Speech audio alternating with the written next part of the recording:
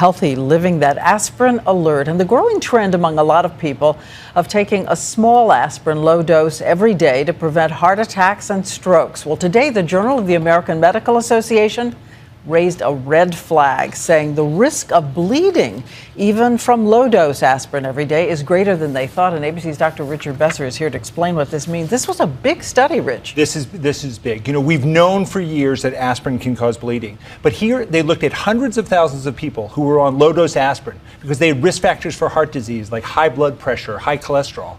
And they found that the risk of bleeding was 5 times as great as we originally thought. Now here's why that matters.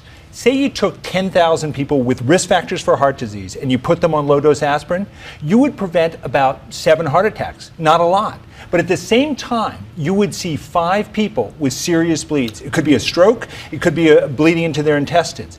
And that's not a great trade-off. It's very different if you take 10,000 people who've had a heart attack.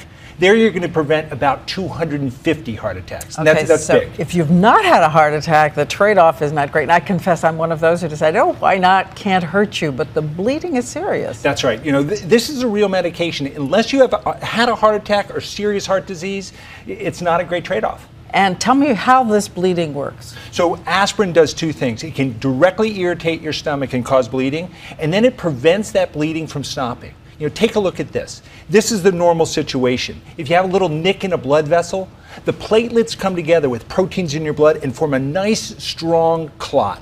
Okay, but if you put aspirin on board, the situation is very different. Those platelets don't come together well. That clot is going to be weak and leaky, and that blood can leak into your brain or into your intestine, and that can be deadly. So this new study going to change the recommendation of doctors? Well, I think it will. You know, if you've had a heart attack, continue taking that baby aspirin. It's not going to change that. But everyone else, I want to send you back to your doctor to talk about this, because it's not so clear, that trade-off anymore. Yes, it's so common we forget it's a drug. That's right. It is a drug. Okay, thank you so much, Rich.